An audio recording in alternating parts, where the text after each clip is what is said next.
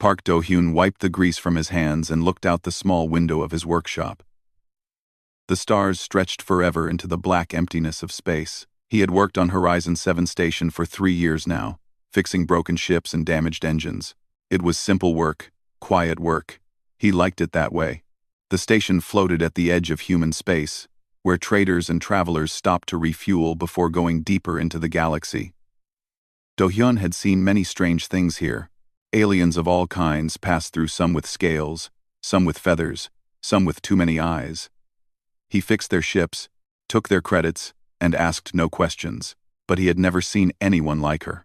She came to his workshop 6 months ago. Her ship had a broken fuel line, nothing special. But when she walked through his door, Do-hyun forgot how to breathe. She was tall and beautiful, with long black hair that fell past her shoulders. Her eyes were the color of amber, bright and sharp like a hunter watching its prey. She wore a long coat with a deep hood that covered most of her head. "Can you fix it?" she asked. Her voice was soft but strong. "Yes," Do-hyun said. He tried to sound normal. "Come back tomorrow." She came back the next day. And the day after that. Her ship was fixed. But she did not leave. She said she needed more repairs. Then she said she needed supplies. Then she stopped giving reasons at all. Her name was Yuna. Do-hyun learned things about her slowly, like finding pieces of a puzzle. She was not human. Under her hood, she hid 2 pointed ears covered in soft red fur. They moved when she was happy or angry, folding back or standing straight. She had a tail too long and red with a white tip that she kept wrapped around her waist under her coat. "What are you?" Do-hyun asked her one night. They sat together in his small room, eating noodles from plastic containers. "I am Volpari," Yuna said. She pulled back her hood and let him see her ears clearly for the first time. "They were beautiful. I have heard of your people," Do-hyun said carefully. Everyone in the galaxy had heard of the Volpari. They were predators, hunters. They did not make friends with other species. They made prey. "Are you afraid?" Yuna asked. Do-hyun thought about it. He looked at her amber eyes, at the small smile on her lips, at the way her ear twitched when she waited for his answer. "No," he said. That was how their love began. It was secret and dangerous. Yuna told him that her people would never accept a human. The Volpari saw humans as weak, as food, as nothing. But she did not care. She had watched Do-hyun for weeks before bringing her ship to him. She had seen how he worked, how he treated others, how he smiled at small children and helped old merchants without asking for extra payment. "You are different," she told him. "You are kind." "Your people are not kind?" Do-hyun asked. Yuna's ears folded back. "We are strong. We are proud. But kindness is seen as weakness among the Volpari. I never understood that." They were happy together. For 6 months, they lived in their small, secret world. Yuna helped him in the workshop sometimes. Do-hyun learned to cook the foods she liked, raw meat and sweet fruits. At night, they would sit together and watch the stars, her tail wrapped around his arm like a soft blanket. But secrets cannot stay hidden forever. The message came on a cold morning. Do-hyun was working on an old cargo ship when his communication screen lit up with a symbol he had never seen before. 9 tails arranged in a circle around a crown. The symbol of the Volpari royal house. The screen flickered, and a face appeared. It was a woman who looked like Yuna, but older and harder. Her eyes were cold gold, and 3 scars ran down the left side of her face. She did not smile.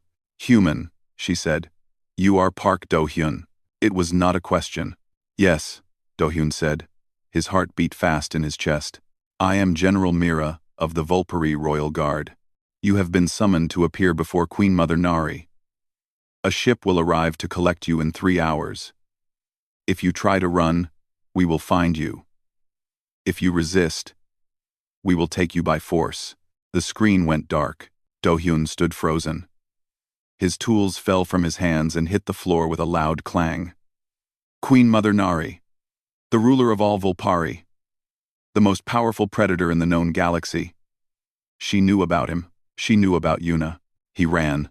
Not away from the station, he ran to find Yuna. She was in the market, buying fruit from a trader.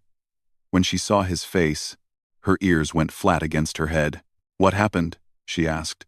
"Your mother," Do-hyun said. "She called. She knows." Yuna dropped the fruit.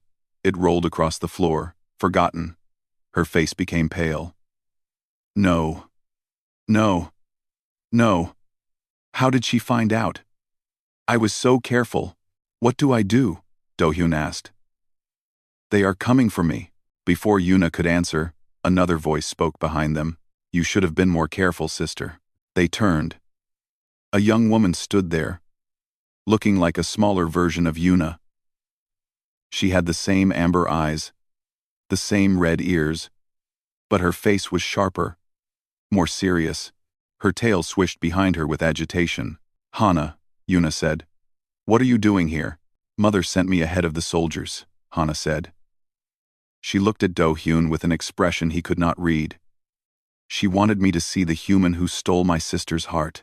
"I did not steal anything," Do-hyun said. He stood straight and met her eyes. "Yuna chose me." Hana tilted her head. Her ears twitched. For a moment, something like respect flickered in her eyes. Then it was gone. "It does not matter," Hana said. "Mother has summoned you. You must answer." "And if I refuse?" Do-hyun asked. Hana stepped closer. She was smaller than him, but suddenly she seemed larger, more dangerous. Her eyes glowed faintly in the dim light of the market. She leaned in close to his ear. "Refuse," she whispered, "and be eaten." The words sent ice through his blood. He looked at Yuna. She was crying, silent tears running down her face. Her tail hung low. Defeated. "I will go," Do-hyun said. Yuna grabbed his arm. "No. She will kill you. You do not understand what she is. What we are." "I understand," Do-hyun said. He put his hand on her cheek and wiped away her tears. "But I will not run. I will not hide. If your mother wants to meet me, then I will meet her. I will show her that I am not afraid." Sane. Clued. "I will not hide." Hana watched them with curious eyes. She said nothing. 3 hours later, a Volpari warship arrived at the station. It was black and red, shaped like a hunting animal, ready to pounce. Soldiers in dark armor waited at the boarding ramp. Do-hyun kissed Yuna one last time. "I will come back," he said. "Promise me," Yuna whispered. "I promise." He walked onto the ship. The doors closed behind him. Through the small window, he watched Yuna grow smaller and smaller until she was just a dot against the stars. He did not know if he would ever see her again. But he knew one thing for certain. He would not beg. He would not crawl. Whatever waited for him at the end of this journey, he would face it standing on his own 2 feet. The ship jumped into hyperspace, and Park Do-hyun flew toward his fate. The journey took 3 days. 3 days inside a small metal room with no windows. The Volpari soldiers brought him food twice a day. Cooked meat and water. They did not speak to him. They did not even look at him. To them, he was cargo. Nothing more. Do-hyun spent his time thinking. He thought about Yuna, about her smile and her laugh, and the way her ears would twitch when she was embarrassed. He thought about his life on the station, his quiet workshop, his simple dreams. He thought about all the things he might never see again. But he did not cry. He did not beg. He sat in his small room and waited. On the 3rd day, the ship stopped. A soldier opened his door and pointed down the hallway. "Move." Do-hyun walked. The Volpari homeworld was called Red Fang. It was a planet of endless forests and tall mountains, covered in a permanent orange mist that made everything look like it was on fire. The air was thick and hot, filled with strange smells, blood and flowers, and something wild that Do-hyun could not name. The palace stood at the center of the largest city. It was not like any building Do-hyun had ever seen. It was grown, not built, a massive structure of living wood and bone that twisted toward the sky like a hungry beast reaching for the sun. Red lights glowed from hundreds of windows like eyes watching his arrival. "Beautiful, isn't it?" Hana appeared beside him. She had been on the ship the whole time but had not visited his room. Now she walked next to him as they approached the palace gates. My mother designed it herself. The bones belong to her enemies. Do-hyun looked at the white pillars holding up the entrance. They were not stone. They were bones, massive bones from creatures he could not imagine. His stomach turned, but he kept his face calm. "Your mother has many enemies?" he asked. "She had many enemies," Hana corrected. "Now she has only bones." The gates opened, and they entered the palace. Inside, it was even more terrifying. The walls were covered in trophies, skulls, claws, fangs from 100 different species. Volpari guards stood at every corner, their armor decorated with marks of their kills. They watched Do-hyun pass with hungry eyes. But the most dangerous were not the guards. They were the nobles. The Volpari court filled the great hall like a sea of predators. They wore fine robes of red and gold, but nothing could hide what they truly were. Their ears stood tall and alert, their tails swished with excitement. Their eyes followed Do-hyun like wolves watching a wounded deer walk into their den. "Fresh meat," someone whispered. "Human meat," another laughed. "I hear they taste like fear." Do-hyun kept walking. His legs wanted to shake, but he forced them to be still. His heart wanted to race, but he made it slow down. He was prey walking through a room full of predators, and every single one of them could smell his blood, but he would not show weakness. Not here, not now. The throne sat at the end of the hall, raised on a platform of black stone, and on the throne sat Queen Mother Nari. Do-hyun had seen pictures of her in the news feeds. Everyone in the galaxy had. She was famous, the warrior queen who had united the Volpari clans through blood and fire, who had conquered 12 star systems before she was 30 years old, who had killed her own brothers to take the crown. But pictures could not capture what she truly was. Queen Nari was old, but age had not made her weak. It had made her sharp. Her face was lined with years and battle scars, but her eyes burned with a light that made young warriors look away. Her hair was silver white, flowing down her back like a frozen river, and behind her, spread like a fan of war banners, were her 9 tails, each one tipped with gold rings that chimed softly when she moved. She looked at Do-hyun like he was an insect that had crawled into her palace. "So," she said. Her voice was deep and cold. "This is the human who has been touching my daughter." The court laughed. The sound was cruel. Do-hyun stopped at the bottom of the platform. A guard pushed his shoulder, trying to force him to his knees. He did not kneel. The laughter stopped. The court went silent. Every eye in the room turned to stare at the human who refused to bow before the Queen Mother. "Kneel," the guard snarled. He pushed harder. Do-hyun locked his legs. "No." A gasp rippled through the crowd. Tails stopped swishing. Ears flattened with shock and anger. No one refused to kneel before the Queen Mother. Hana's eyes went wide. She took a step back, as if preparing to watch him die. But Queen Nari did not order his death. Instead, she leaned forward on her throne. Her 9 tails spread wider, like a peacock showing its feathers. Her lips curled into something that was half smile and half snarl. "Interesting," she said. She raised one hand. The guard backed away immediately. "Tell me, little human," Queen Nari said. "Do you not know what I am? Do you not know what I could do to you?" "I know," Do-hyun said. His voice was steady. "You are the Queen Mother of the Volpari, the Huntress of 12 stars, the Mother of Fangs. I know exactly what you are, and yet you do not kneel." "I kneel to no one." The court exploded with angry voices. Warriors reached for their weapons. Nobles shouted for his blood. The room became chaos, but Queen Nari only raised her hand again, and silence fell like a blanket of snow. "You either have great courage," she said slowly, "or great stupidity. I have not decided which." "Perhaps both," Do-hyun said. For a moment, something flickered in the Queen's eyes. It might have been surprise. It might have been amusement. It might have been hunger. "My daughter," Queen Nari said. "My eldest. My heir. The princess of the Volpari Empire. She chose you. A human. a creature my people see as food. She stood from her throne. Even on the platform, even with the distance between them, her presence filled the room. Tell me why I should not eat you right now. Do-hyun met her gaze. His heart pounded in his chest, but he did not look away. Because Yuna loves me, he said. And I love her. You can kill me if you want. You can eat my bones and hang my skull on your wall. But you cannot change what we feel. You cannot make her stop loving me, and if you kill me, she will hate you forever. The room went so quiet that Do-hyun could hear his own heartbeat. Queen Nari stared at him for a long, long moment. Then she did something that shocked everyone in the court. She laughed. It was not a cruel laugh or a mocking laugh. It was a real laugh, deep and genuine, rolling through the hall like thunder. "Oh, I like you," she said. "You are stupid. So very, very stupid. But I like you." She walked down from her platform, her 9 tails flowing behind her like a river of fire.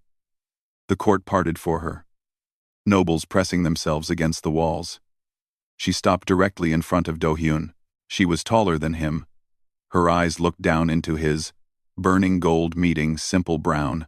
"You say you love my daughter," she said softly. Only he could hear her now. "You say she loves you. But love is nothing. Love is weakness. Love does not protect. Love does not provide. Love does not survive." "You are wrong," Do-hyun said. "Am I?" The queen's smile grew sharper. "Then prove it." She turned to the court. Her voice rang out like a war horn. "This human refuses to kneel. He claims to be worthy of my daughter. Very well, let him prove his worth." She raised both hands high. "I declare a trial of blood. 3 challenges, 3 chances to die. If he survives, he will have earned the right to stand before me as an equal. If he fails, his bones will join my collection." The court roared with approval. Warriors slammed their fists against their chests. Nobles howled like wolves hungry for the hunt. Do-hyun stood in the center of the storm, alone and small and human, but he did not shake.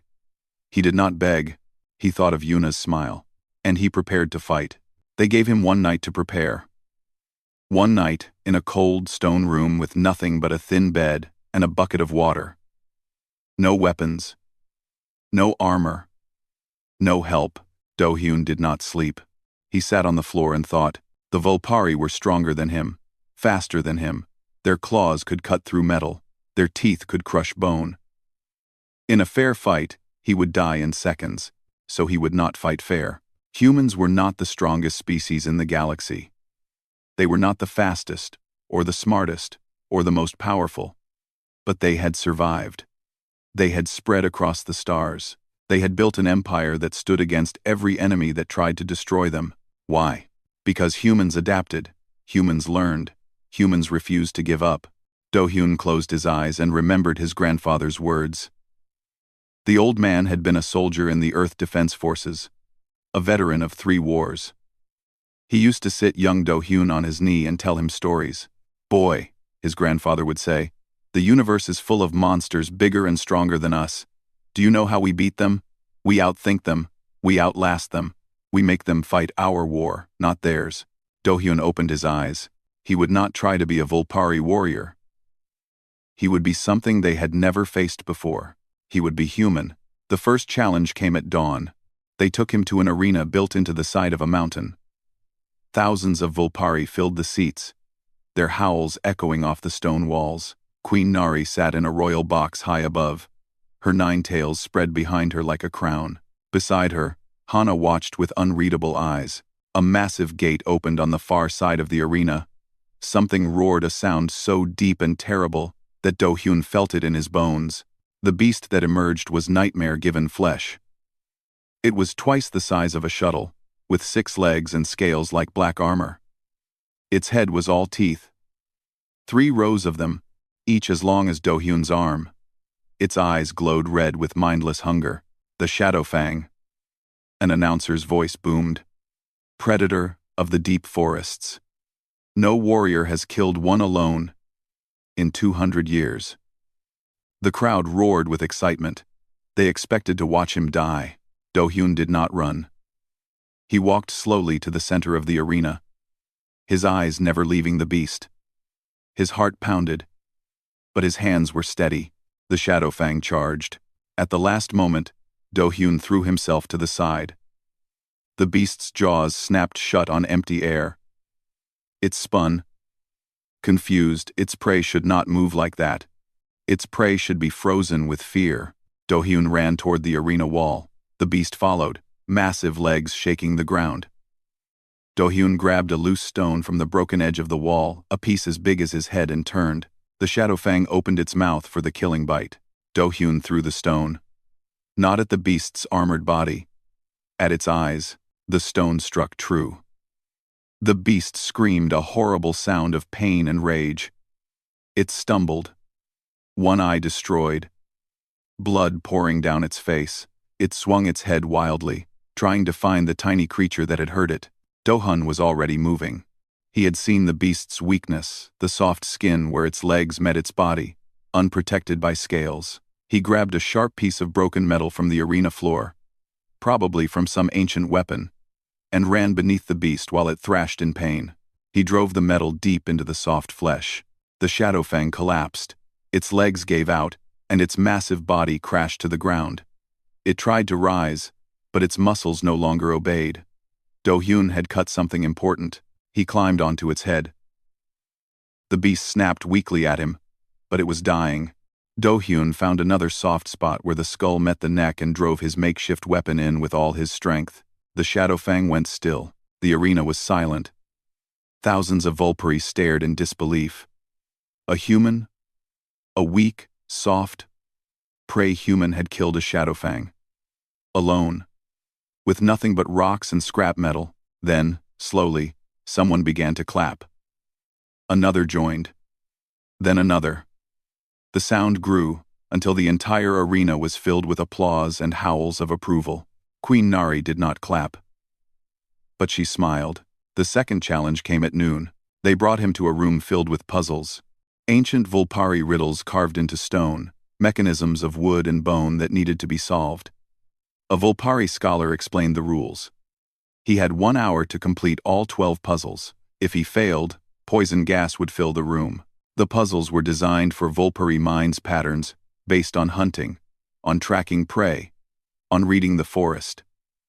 Do-hyun did not think like a hunter. He thought like a mechanic. Every puzzle was a machine. Every riddle was a broken engine. He looked past the pictures of animals and trees and saw the logic beneath gears and levers and connections that needed to make sense. He solved the first puzzle in 3 minutes. The second took 5. By the time half an hour had passed, he had completed 8. The last 4 were harder. They required knowledge he did not have. Vulpari history, Vulpari myth, Vulpari culture. He stared at them, sweat dripping down his face, time running out. Then he remembered something Yuna had told him. A story about the first Vulpari queen, how she had tricked a god by answering his riddle with a question of her own. Do-hyun looked at the puzzles again. They were not asking for answers. They were asking for questions. He completed the last puzzle with 2 minutes to spare. The third challenge came at sunset. This was the one he had feared most. Combat. Direct combat against a Vulpari champion. His opponent was a warrior named Taeho, young, strong, famous for his speed. He had killed 30 enemies in single combat. He wore light armor that showed off muscles built for killing. His claws were filed to razor points. Do-hyun had been given a simple sword. It felt clumsy in his hands. "I will make this quick," Taeho said. There was no cruelty in his voice, only certainty. "You fought well today. You deserve a clean death." "I am not going to die today," Do-hyun said. Taeho attacked. He was faster than anything Do-hyun had ever seen, a blur of claws and teeth moving with deadly grace. Do-hyun barely blocked the first strike. The second opened a cut on his arm. The third knocked him to the ground. The crowd cheered. This was what they expected. This was how prey died. But Do-hyun got up. Taeho attacked again. More cuts. More blood. Do-hyun fell again, and got up again. The cheering stopped. The crowd watched in confused silence as the human refused to stay down. Taeho cut him a dozen times. knocked him to the ground a dozen times, and every single time, Do-hyun rose to his feet. "Why won't you die?" Taeho shouted. Frustration cracked his voice. "Just stay down." "No," Do-hyun said. Blood dripped from his wounds. His body screamed with pain, but he raised his sword and faced his enemy. "I promised someone I would come back. I will not break my promise." He attacked. It was clumsy. It was slow. Any Volperi child could have blocked it, but Taeho was not expecting it. He had never fought prey that attacked.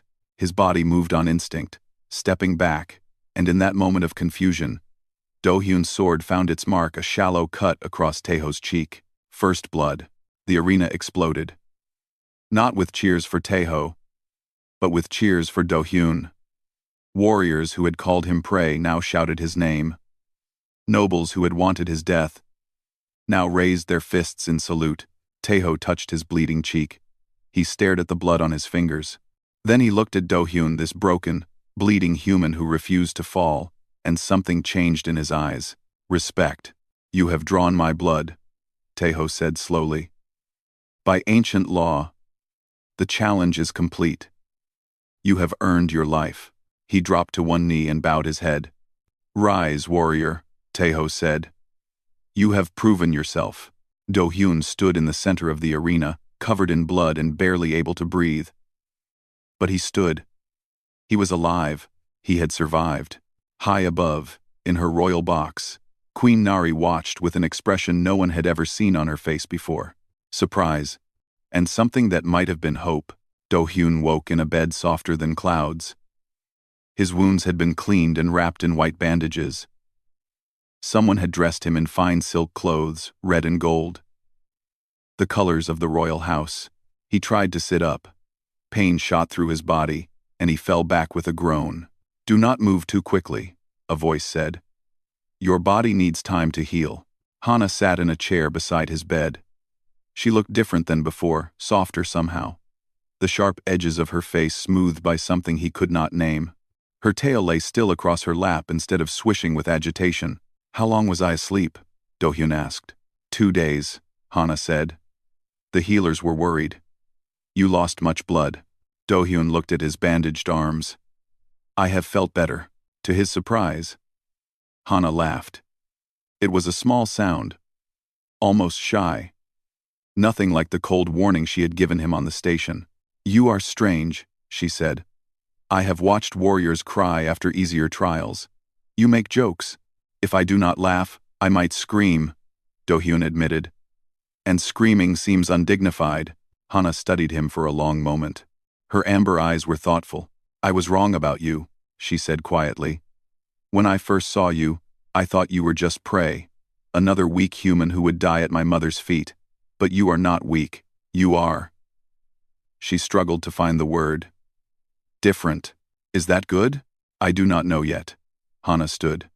"My mother wishes to speak with you, alone. Can you walk?"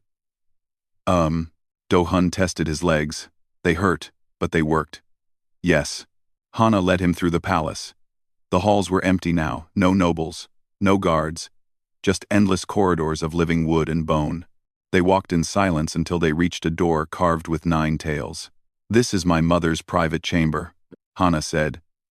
"No one enters without invitation, not even me."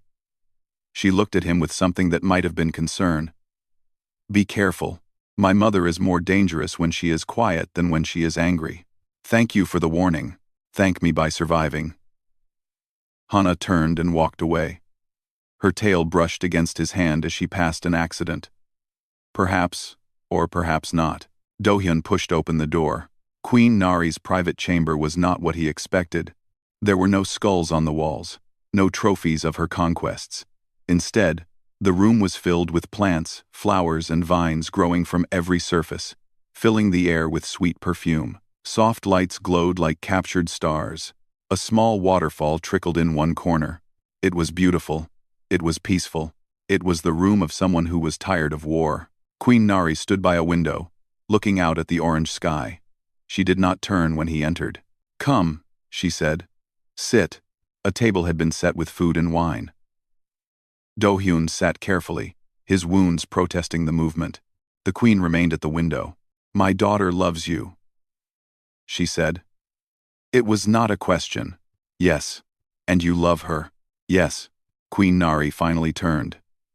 Without her throne, without her court, she looked smaller, older. The silver hair and the battle scars remained, but the fierce light in her eyes had dimmed to something softer. She sat across from him. "Do you know why I summoned you here?" she asked. "To kill me," Do-hyun said. "To stop me from being with Yuna. That is what my court believes." The queen poured 2 cups of wine. She pushed one toward him. "They are wrong." Do-hyun did not touch the wine. "Then why?" Queen Nari was silent for a long moment. Her 9 tails lay flat behind her, motionless. When she finally spoke, her voice was heavy with exhaustion. "The Volpari are dying." The words hung in the air like a curse. "Dying?" Do-hyun repeated. "But your empire is a lie." The queen's golden eyes met his. "A beautiful, powerful lie that we have been telling the galaxy for centuries. We conquered 12 star systems. We built an empire that spans the stars. We are feared throughout known space." She paused. "And we cannot have children." Do-hyun stared at her. "What do you mean?" 300 years ago, something changed in our blood. We do not know what a disease, a curse, a punishment from the old gods. Our women stopped being able to bear healthy children. Most pregnancies fail. Those that survive. She closed her eyes. Most die before their first year. Those who live are weak, sick, unable to have children of their own. "Yuna," Do-hyun said. "Hana, they seem healthy." "They are miracles," Queen Nari said. "In my generation, I was the only child born from 40 mothers. Yuna and Hana are my only surviving daughters out of 12 pregnancies. Do you understand now? We are not a mighty empire. We are a dying species pretending to be strong." Do-hyun felt the weight of her words settle over him. The Volpari, the most feared predators in the galaxy, were facing extinction. "Why are you telling me this?" he asked. Queen Nari leaned forward. "Because humans are the answer." She opened a small box on the table. Inside were papers covered in strange symbols and charts. "Our scientists have been studying other species for centuries," she said, "looking for a cure, a way to save our people. 50 years ago, they made a discovery." She pulled out one paper and placed it before him. "Human genetics are compatible with ours." Do-hyun looked at the paper. He did not understand the symbols, but he understood the meaning. "You want humans and Volpari to have children together?" Queen Nari finished. "Yes. The children would be hybrids, part Volpari, part human. Different from both, but alive, healthy, able to continue our species." "Did Yuna know this?" "Yes." The queen's voice was soft. "I told her when she came of age. I told both my daughters that their duty was to find compatible human mates. Yuna was not supposed to fall in love. She was supposed to choose carefully, strategically." A ghost of a smile crossed her face. Instead, she watched a mechanic on a space station fix ships and give candy to children, and decided he was worth more than any prince. Do-hyun thought about all the moments with Yuna, her arrival at his workshop, her reasons for staying, the way she had watched him before revealing herself. Had it all been planned? Had their love been designed from the start? But then he remembered her tears when they took him away, her desperate grip on his arm, her whispered plea for him to come back. Those tears were real.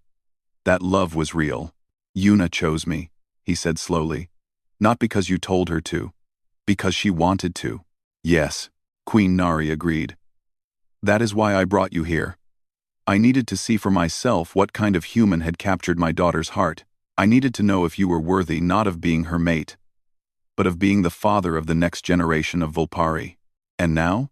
Queen Nari studied him. Her golden eyes saw everything, his wounds, his determination, his refusal to break. "You killed a Shadowfang with rocks and scrap metal," she said. "You solved puzzles designed to break warrior minds. You faced the best fighter in my army and refused to fall.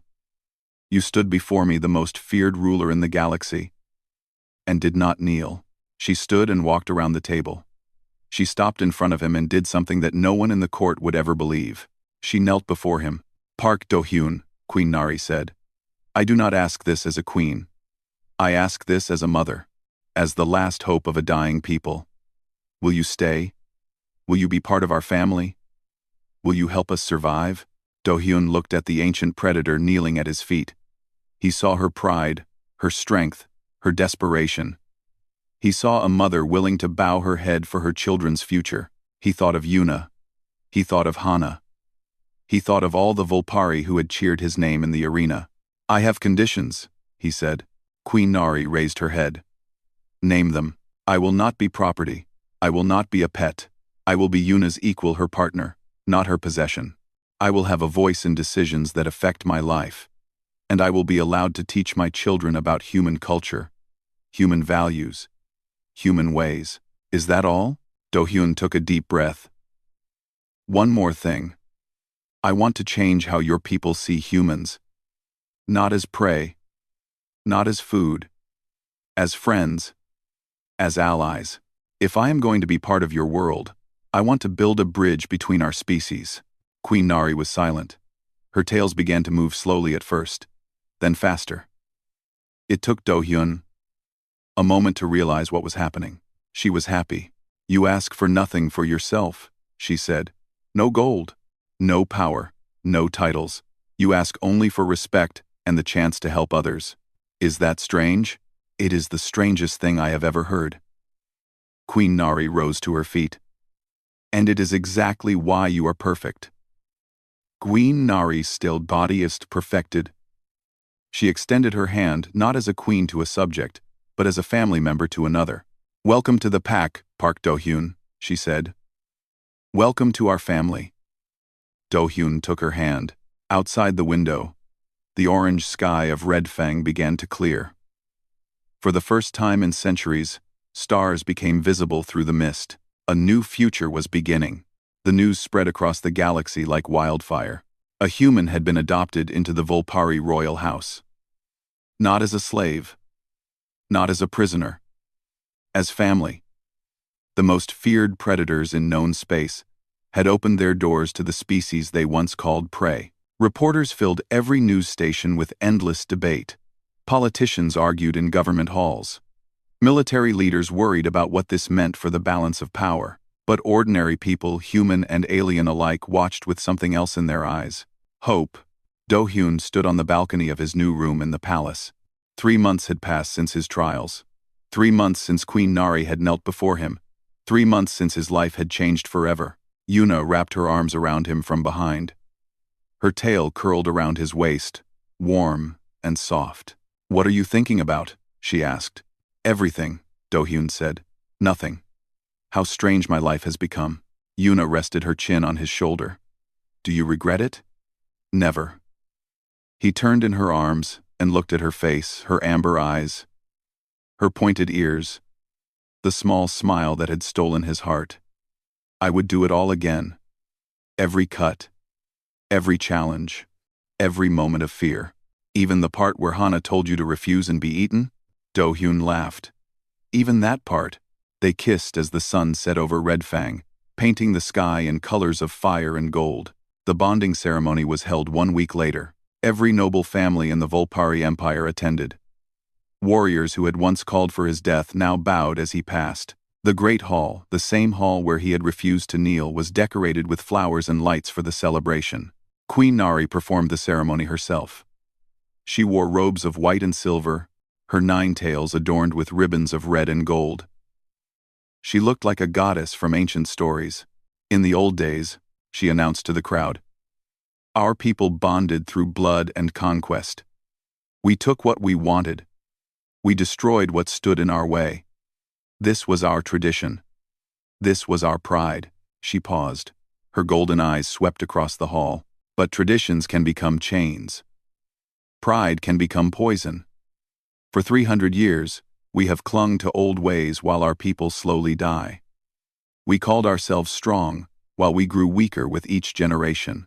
We called other species prey while we became the hunted. Hunted by time, by fate, by our own stubborn refusal to change. The hall was silent. No one had ever heard the Queen speak this way. Today, we break those chains, Queen Nari continued. Today, we choose a new path. Not conquest, but cooperation. Not domination, but partnership. Today, my daughter Yuna bonds with Park Do-hyun, a human, a species we once saw as nothing.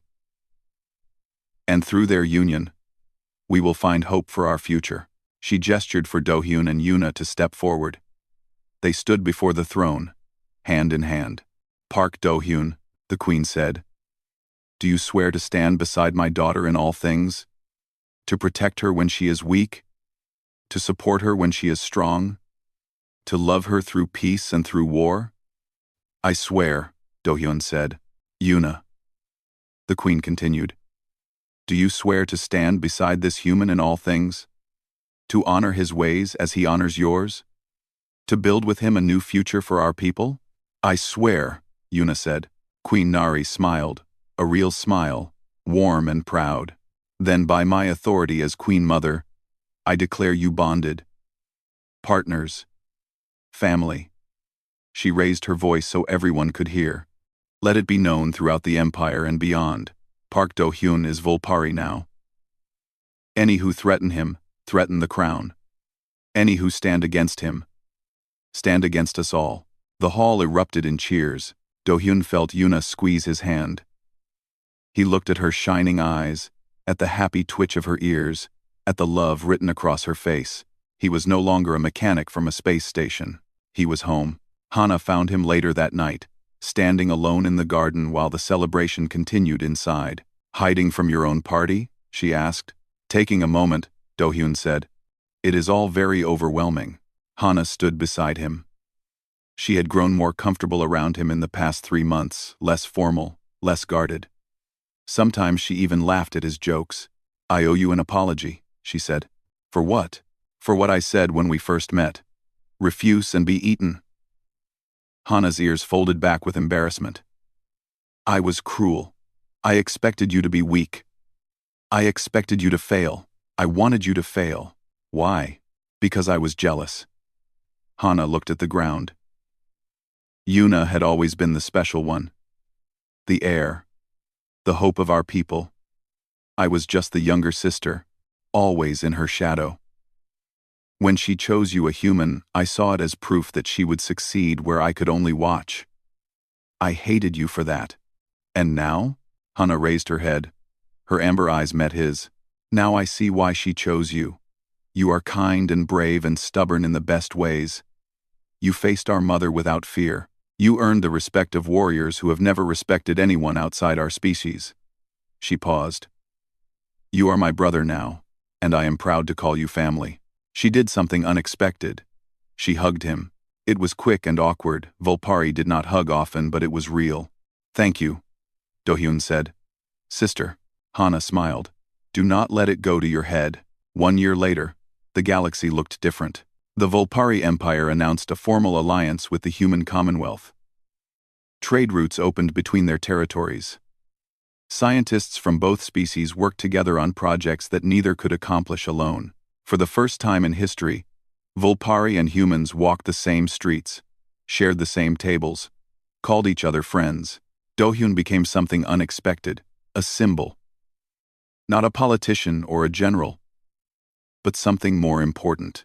He was proof that change was possible. That ancient enemies could become family. That prey and predator could find common ground. He still fixed things. He built a workshop in the palace where anyone could bring broken machinery. Young Volpari would come to watch the human work. Fascinated by his tools and his methods, he taught them patience, precision, kindness, lessons they had never learned from their own warriors. But the greatest change was yet to come. One morning, Yuna called Do-hyun to their room. She was sitting on the bed, her hands folded in her lap, her tail wrapped tightly around herself. What is wrong? Do-hyun asked. Yuna looked up at him. Tears ran down her face, but she was smiling. Nothing is wrong, she said. She took his hand and pressed it against her stomach. Everything is right. Do-hyun felt his heart stop. You mean, Yes, Yuna laughed through her tears. We are going to have a baby. Do-hyun pulled her into his arms.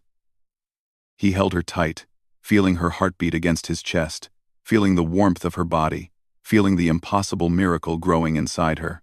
The Volpari were not dying anymore. They were beginning again. News of the pregnancy spread quickly. Queen Nari wept when she heard tears of joy from a queen who had never cried in public. Hana danced through the palace, her usual serious face replaced with pure happiness. Warriors who had once wanted to eat Do-hyun now swore to protect his child with their lives. Across the galaxy, humans and Volpari celebrated together. The child would be the first of a new generation, neither fully human nor fully Volpari, but something new. Something that belonged to both worlds, a bridge between species, a hope for the future. Do-hyun stood on the same balcony where his journey had truly begun. The orange sky of Red Fang stretched before him, clear and bright. Yuna stood beside him, one hand on her growing belly. Are you scared? She asked. Terrified, Do-hyun admitted. I have no idea how to be a father, especially to a child who might have 9 tails and the ability to outrun me before she can walk. Yuna laughed. You will figure it out, you always do. How can you be so sure? Yuna leaned against him, her tail wrapped around his waist, warm and familiar. Because you refused to kneel, she said. Because you refused to run. Because when the entire galaxy told you that you were nothing, just prey, just food, just a weak human, you stood up and proved them wrong. She looked up at him with those amber eyes he loved so much. You changed everything, Park Do-hyun. You changed my mother. You changed my people. You changed me. She smiled. Our child will be lucky to have you as a father. Do-hyun felt tears building in his eyes. He did not fight them. He thought about everything that had led to this moment. A broken fuel line on a space station. A beautiful woman with hidden ears. A warning whispered in fear. A trial of blood and pain and courage. He thought about his grandfather's words. We outthink them. We outlast them. We make them fight our war. He had not defeated the Volpari through strength. He had won through something they never expected. Love, kindness, the simple human refusal to give up. And now, standing on the edge of a new future, holding the woman he loved, waiting for the child who would change everything, Park Do-hyun understood what it truly meant to be human. It was not about being the strongest or the fastest or the smartest. It was about standing up when you were knocked down. It was about loving when you were afraid. It was about building bridges where others saw only walls. It was about proving that the smallest voice could echo across the stars. The sun set over Red Fang. 2 species watched it together. Predator and prey, enemy and friend, family, and somewhere in the darkness between the stars, a new story was just beginning.